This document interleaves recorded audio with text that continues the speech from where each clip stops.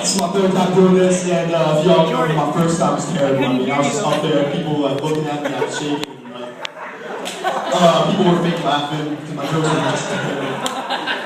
So I'm going to start with a little story about something I saw in the grocery store a few days ago. Now before I get going, let me tell you this today. Have you seen the way kids are? I mean, they're just messed up. What makes a person a good person is empathy and sympathy. And here's an example. Like, I'm not going to punch that guy because I know if he punched me, I wouldn't like that. You see, kids don't have that.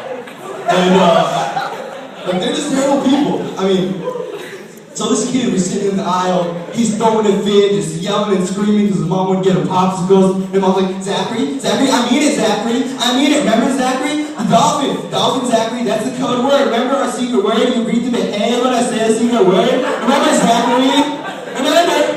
I mean, then the kids would be like, oh yeah, right, Mom. Yeah, right. We agree. I'm gonna behave. No, of course, the kid's just gonna be sitting there cursing his mom out. Anyways, I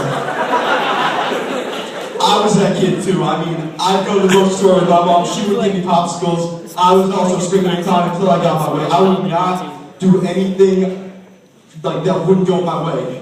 Like, in kindergarten, I was kicked out of Sacred Heart Model School after about 5 days. What happened was, there was another kid. I don't know why, I really hated this guy, and some of y'all might know him. His name is Ryan Perry. I don't know, we're straight now, but back then, I really hated this guy. So, I go up to him, and I have to be partners with him for some group thing, and I just bit him. Then I go on to go with this other kid I really didn't like, and I told him that his head looks like a chicken's head, and he told on me for that. And then, well, one day while we were doing our work, the teacher gives Ryan Perry a lollipop because he finished his work early, and I'm like, I stand up and I'm like, why you giving me a lollipop? I want a lollipop too. And the teacher's like, no, you finish your work, then you can do it. And I'm like, no, give me the lollipop now. She's like, no, sit down. I'm like, make me sit down. I want that lollipop. And then I went on to say a few things that I didn't know were inappropriate. I thought they were okay because I heard my dad say them while watching a few football games. And then I was sent to the principal's office and expelled. Anyways, then those days are over. Those days are all over. You know, college is around the corner. And with that coming around, my mom the other day pulled out the photo album. Lots of different pictures, you know, Christmas pictures, birthday pictures, and pictures of me having my diaper changed. Let me tell you this. Based on a lot of those pictures, I could tell that back when I was a younger kid, I was a really small guy. I was pretty small, I was about 12 years old. And you know, I was that little girl. I was a kid who was always telling on people, getting beat up and telling on them more. And I was also a little worse. I was cut from the baseball team for being too small. And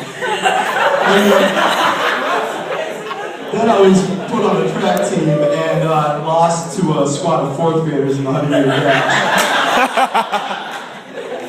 And with that's bad enough, but on top of that, I was given a bunch of other nicknames too that just made my whole experience worse. Some of these nicknames include Little One, Smalls, and Abdul. Yeah, not to mention, because back then I was about 4'10", I had a really large nose, I had a unibrow, a mustache, and I really acted like a brat.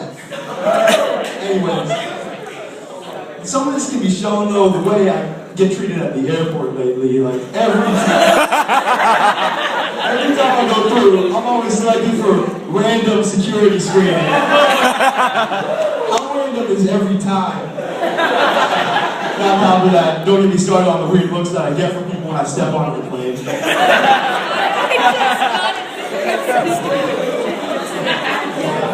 Anyways,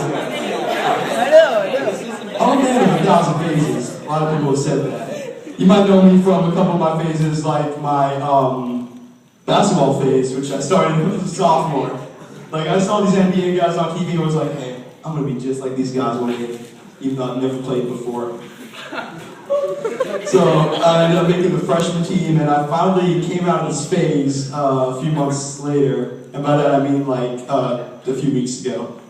Like, when I realized that I just wasn't good enough. No. Anyways, another one of my phases was the rap phase. Yeah, apparently sophomore year, I was sitting there one day watching TV, and I was wondering, how do you get ladies?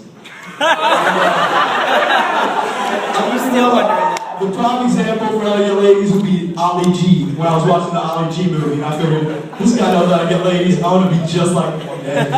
So, I started listening to rap music, you know, Tupac, Biggie Smalls, NWA, and all the classics.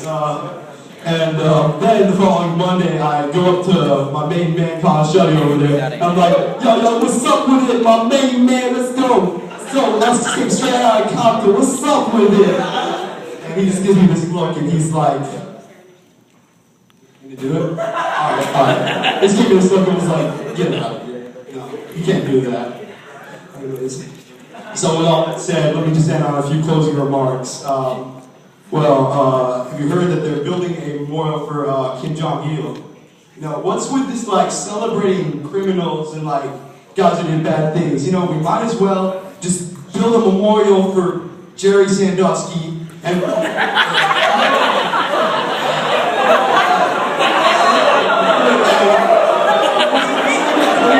just passed away a few years ago. What's his name again? Graham's in the closet. Holy shit. Joe Paterno, you know, we're just putting Sandusky Memorial behind Joe Paterno's memorial.